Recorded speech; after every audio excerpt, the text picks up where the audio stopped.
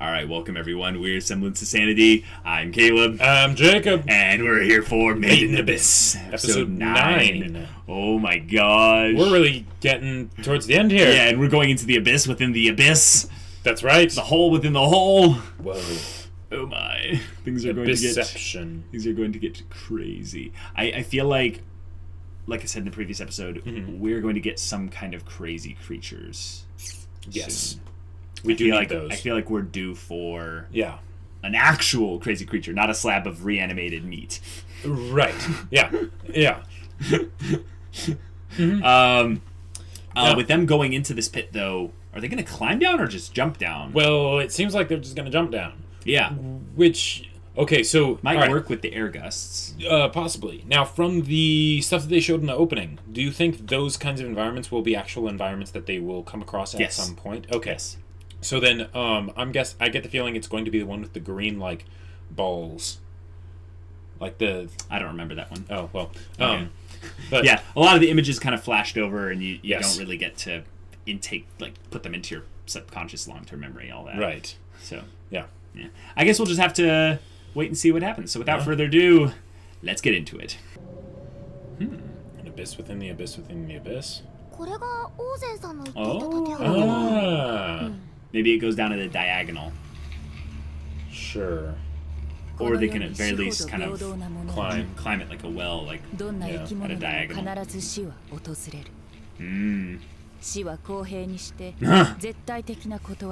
Nice. The only thing. Wow.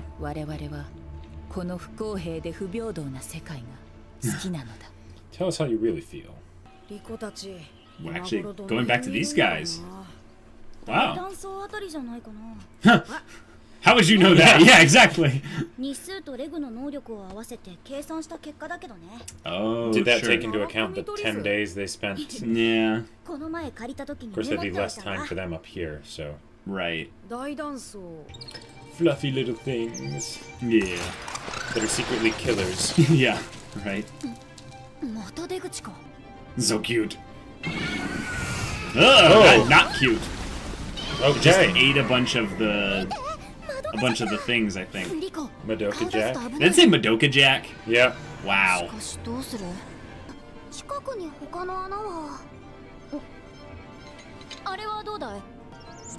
What the heck? Oh.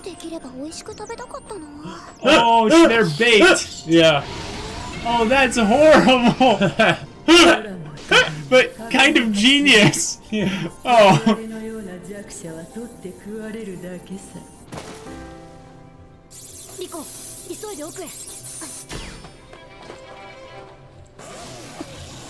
What?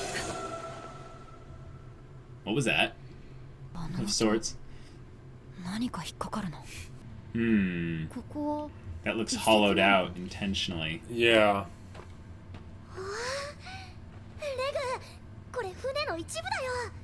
Whoa. Whoa. Okay. That's crazy. That is really, really cool. No, but you're gonna find a monster. Yep. And if there's that many of them and they're that big, then yeah. Oh, honey.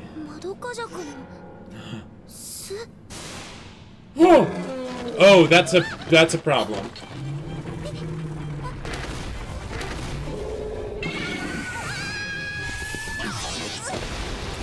Dang. Oh crap. Okay. Kill it.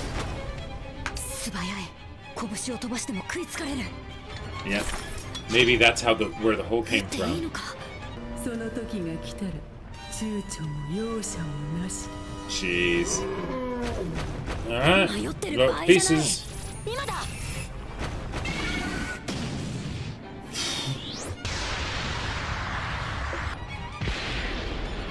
That thing's dead. Yep. Now make sure to find a place to hide, otherwise they're gonna come through that hole you just made. Yeah. Oh, it's gonna draw the attention of others. Oh crap. That's bad.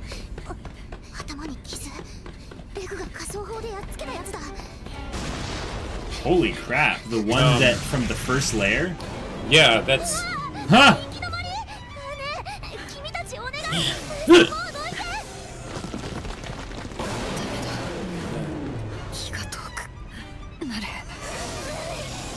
Oh, that is a problem.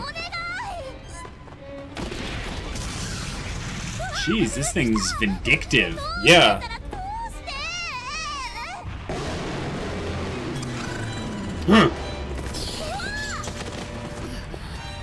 Go, go, go!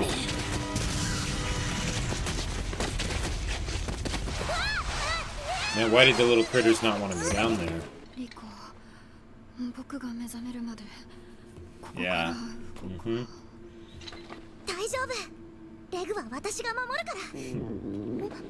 She's hungry. You can handle it for 2 hours. I'm gonna grab one of those little critters. Oh, wait a minute. Is she gonna use his arms to...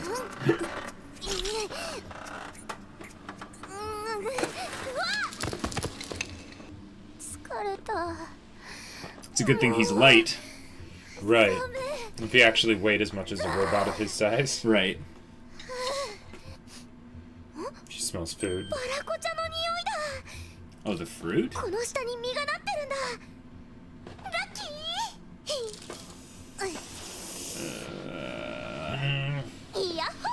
Yeah, they're not going towards it.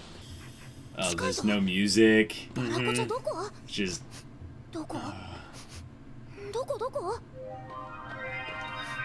Oh boy, that's... That's ominous. Mm-hmm.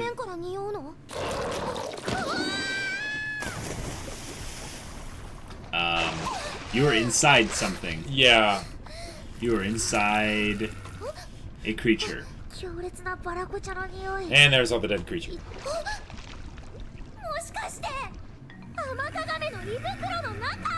Oh my gosh. Okay. Right.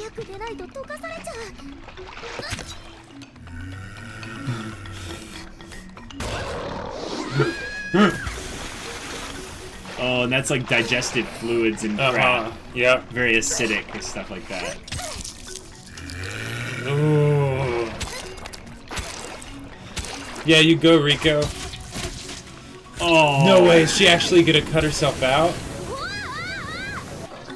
Oh, that's so gross. That is gross, but she killed it. Huh. You avenged our fallen brothers.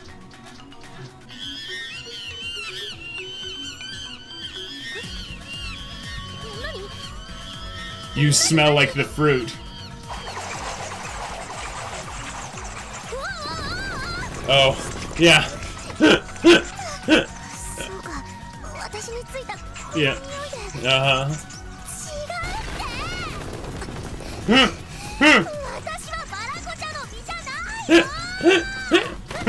Uh-oh. Oh boy. Jeez. Yeah, that hurt. Like so many lemmings. Yeah.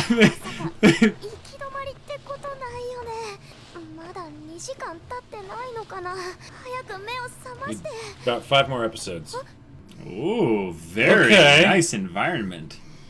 Okay. Like large crystal formations.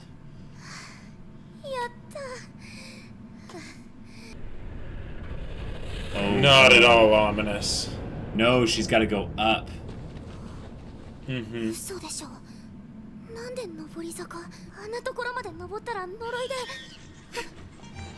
While carrying Reg. Yeah.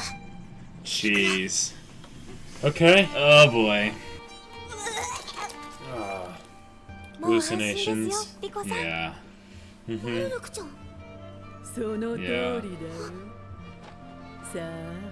The jittering. Mm-hmm. Oh my gosh.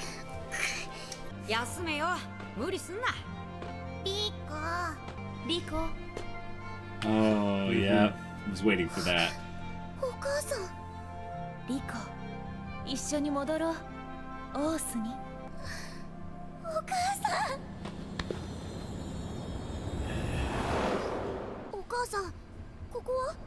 Whoa.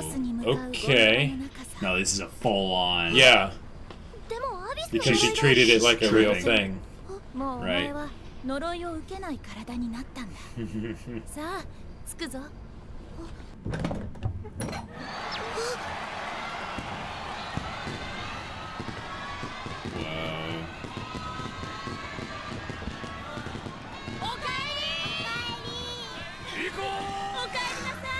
Yeah.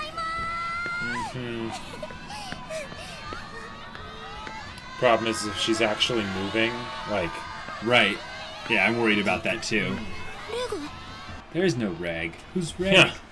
Who's Reg? Doesn't exist. Oh my god.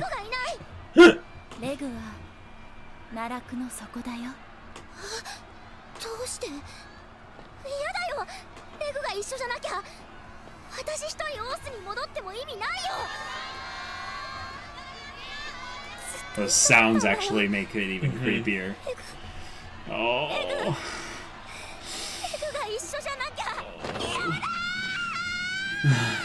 Careful, careful. Don't go too far forward. Okay. Oh, she did it. Whew. Alright.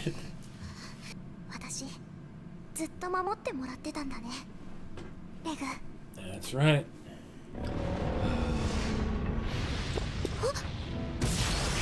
Oh, no way. No. No way.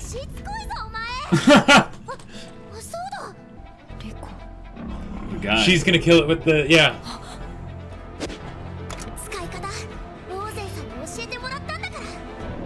Nice, and they didn't actually show her showing Rico, so... Jeez. Oh. Ha! Well, that works too. I thought this was gonna be their big chance to debut the weapon, but... Okay, here we go. It's also a gun. Yep. Oh, it's not necessarily a gun. It has like an explosive quality once you hit them with that part, so... It's like a melee gun, basically. That was like exploding the whole way down, too. Jeez.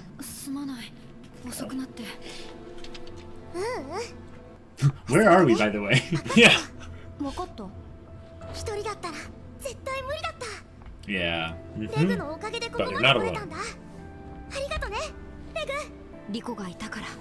Yep. Yep. That's right.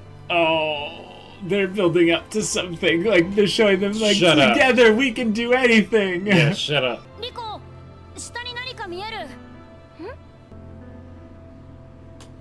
Oh, little pools. Oh, no, these are the mushroom things. Yeah. That point towards the top of the abyss. Yeah. Oh. Yep. The calm before that felt the storm. Very quick, though. Yeah.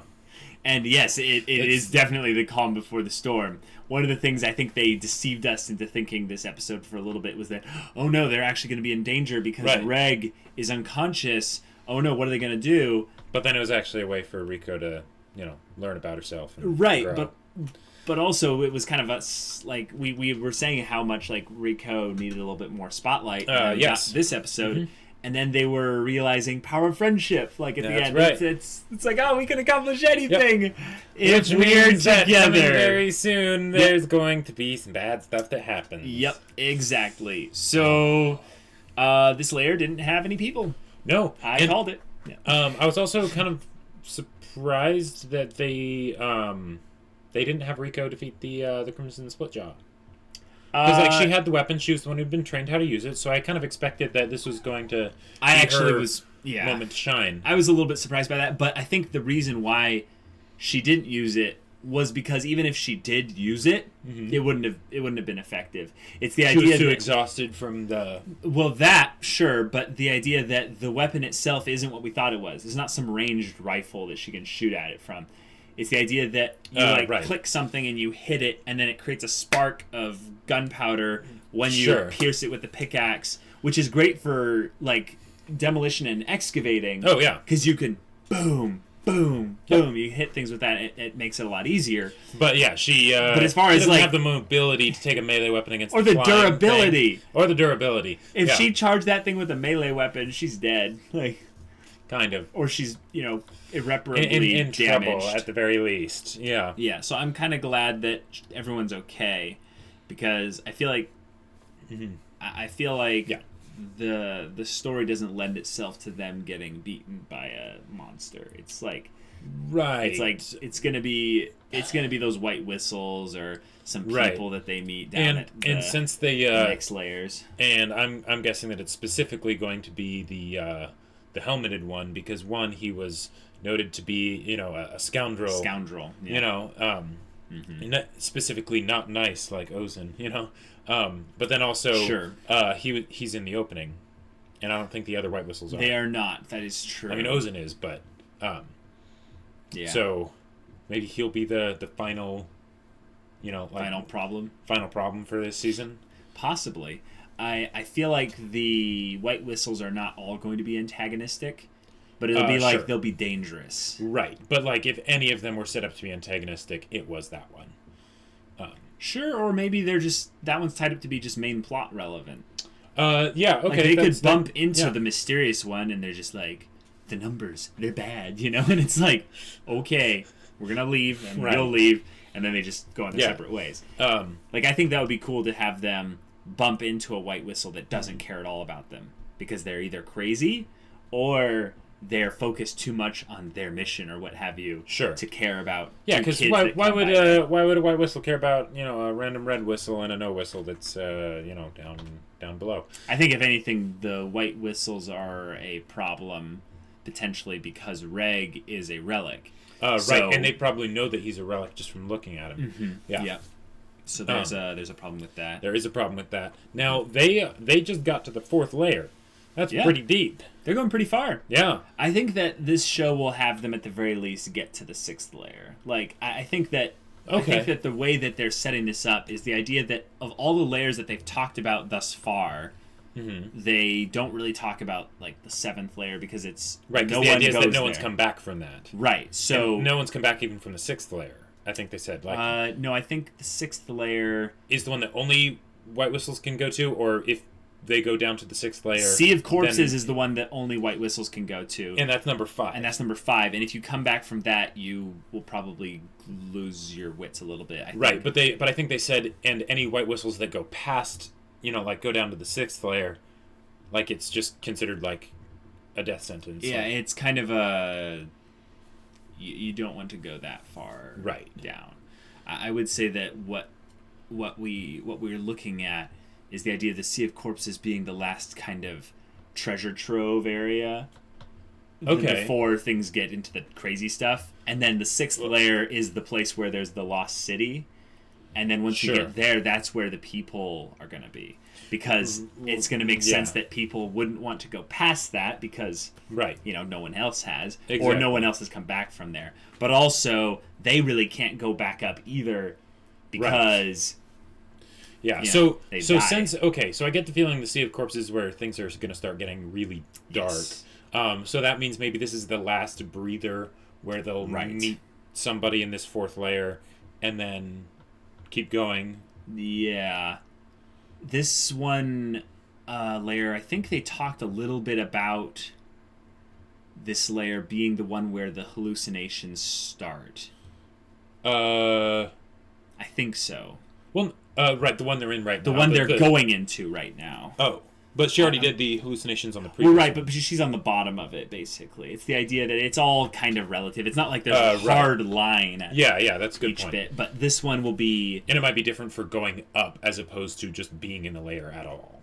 Right, yeah, absolutely. So, yeah. But this one being that one and potentially could be cool because if they have to go down there... they could have trouble finding out where they are in terms of things and having the next layer.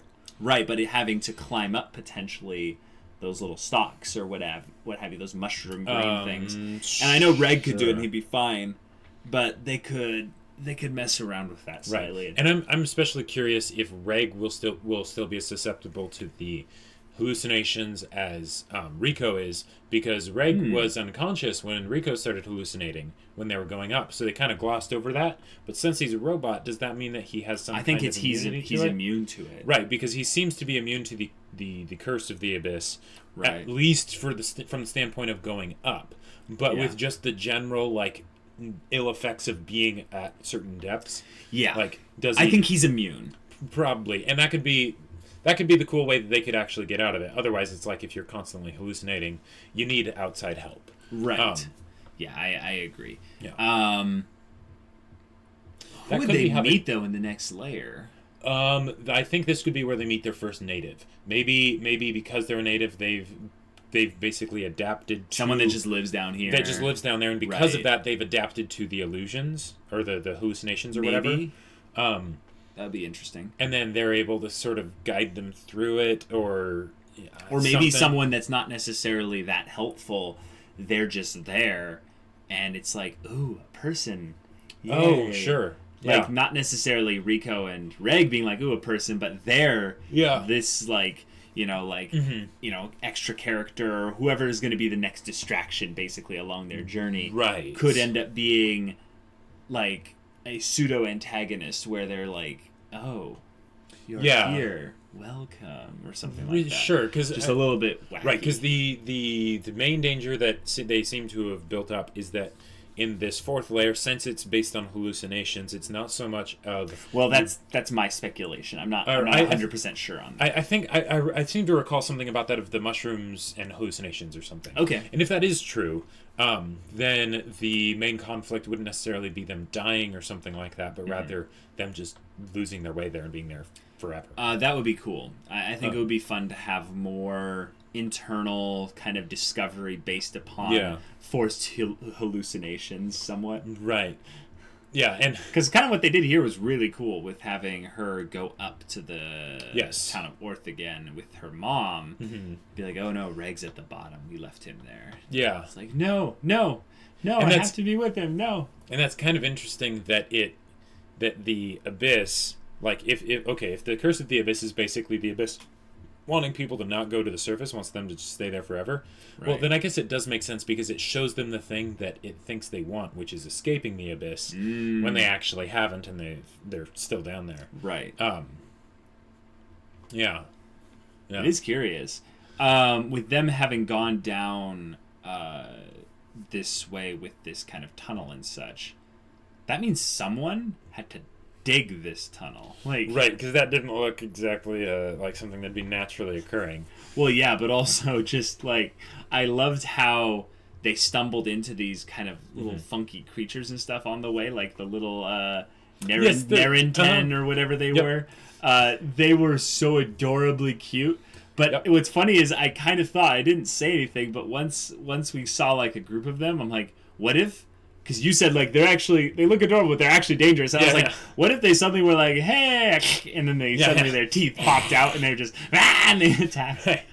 That would have been funny. But instead it was that they have little nibblers, but they don't really have teeth at all. They just, charge!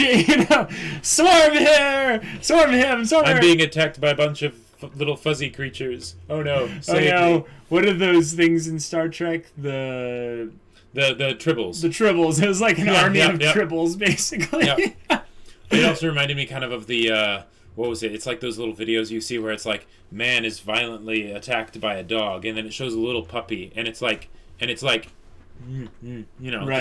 Just, or like, man is swarmed by hundreds of puppies, and just tons of puppies just attack him and stuff, and it's like, oh, it's so cute, but they're kind of biting. It's like, okay, get off my face. That was kind of funny. Yeah. Rico totally stumbled right into that creature, though. yeah. Rico, I feel like, needs to...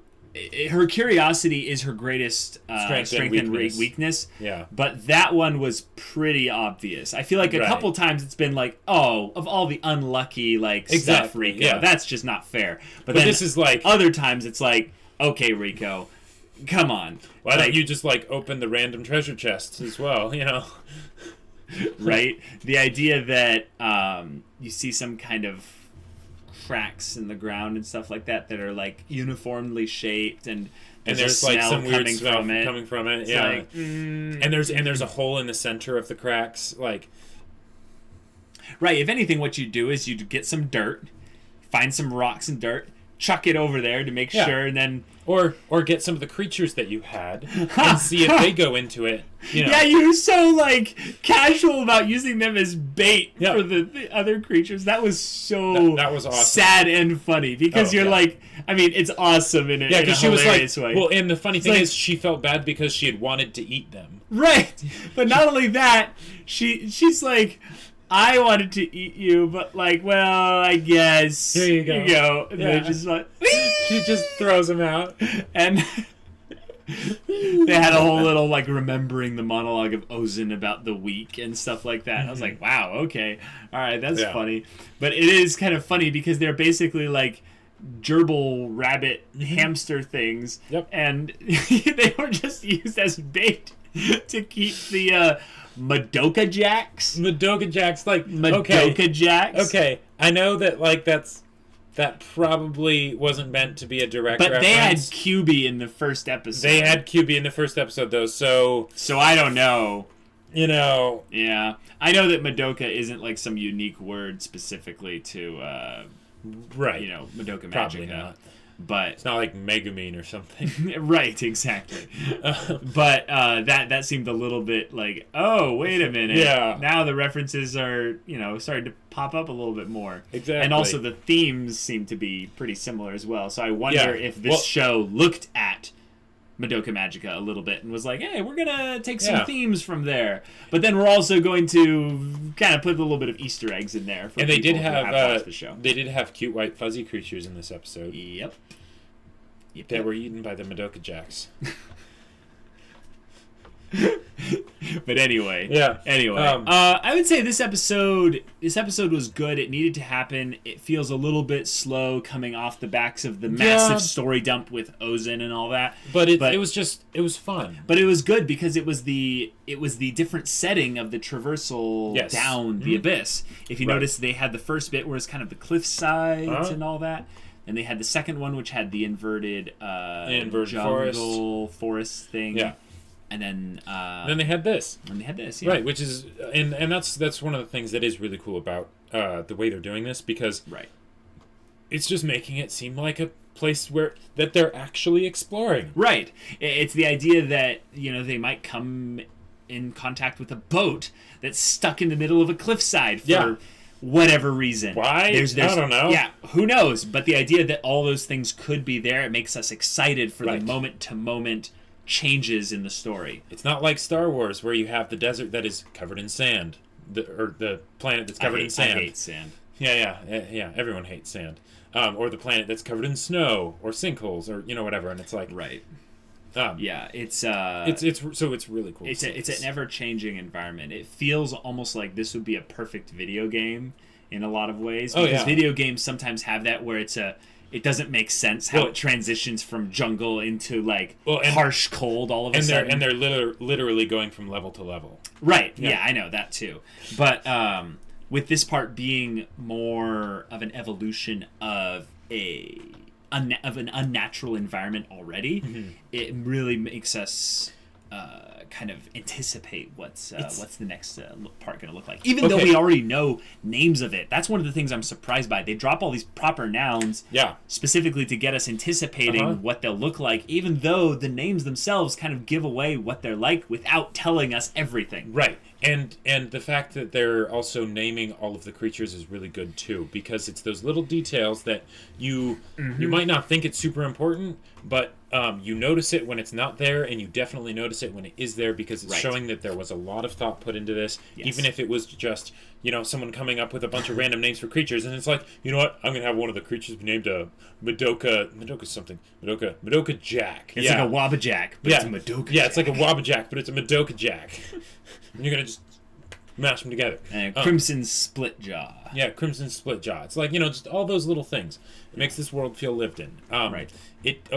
I was going to make a connection. This is going to seem weird, but it kind of reminds me of Lord of the Rings. I already said that in the second episode. Yeah. Oh. Yeah, but that does me too. Yeah, me too. Just even though the kinds of settings are very different from each other, you know, and all that.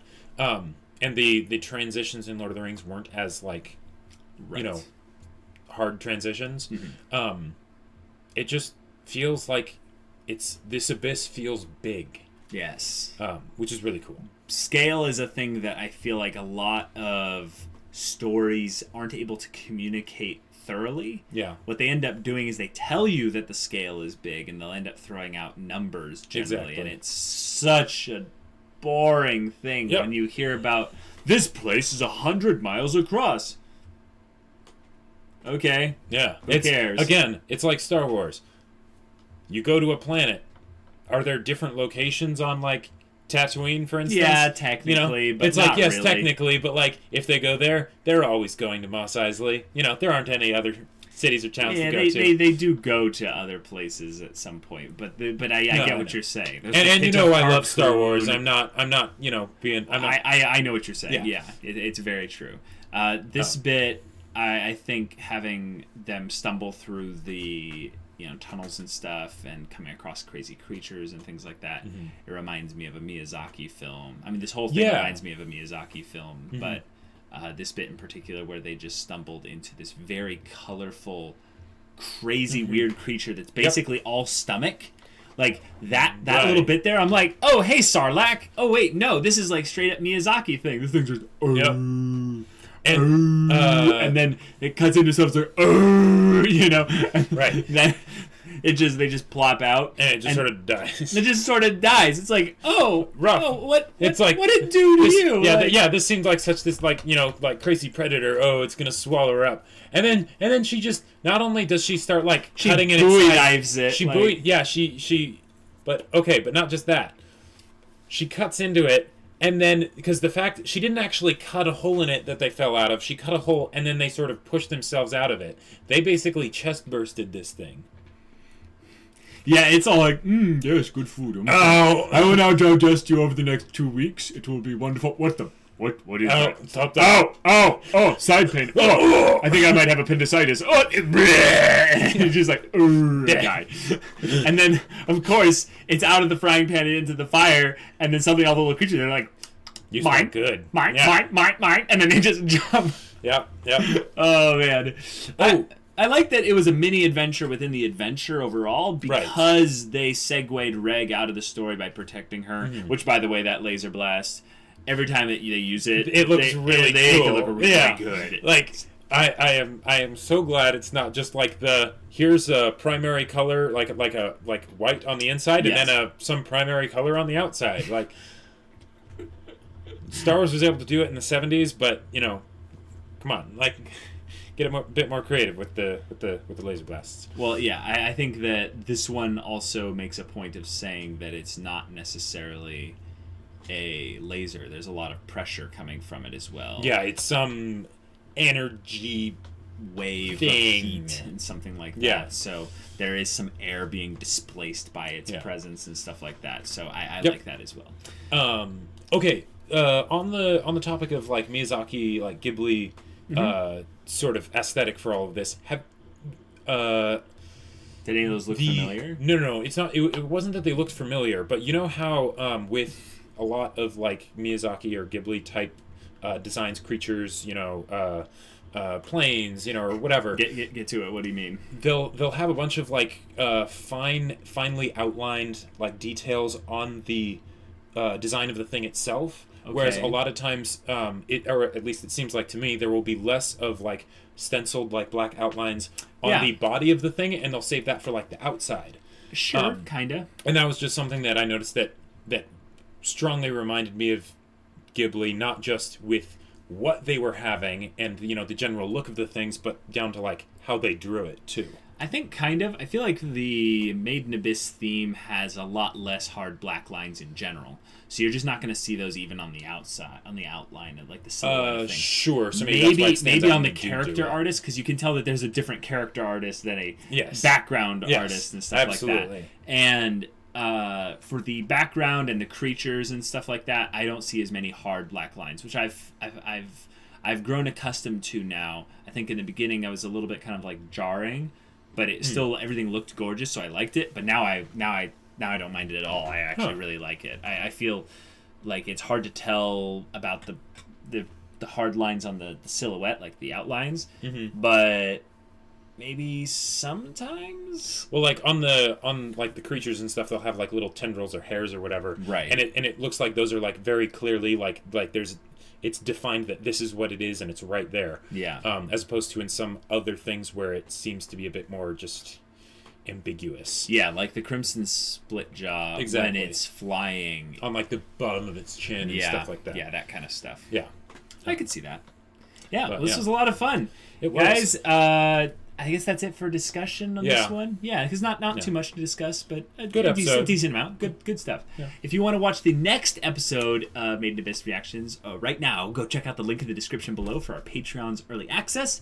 Comes with Discord access as well. You can get on that, chat with us about stories or whatever. Yeah, we'll see you all there. But until then, Semblance of Sanity. I'm Caleb. I'm Jacob. And we'll see you all next time.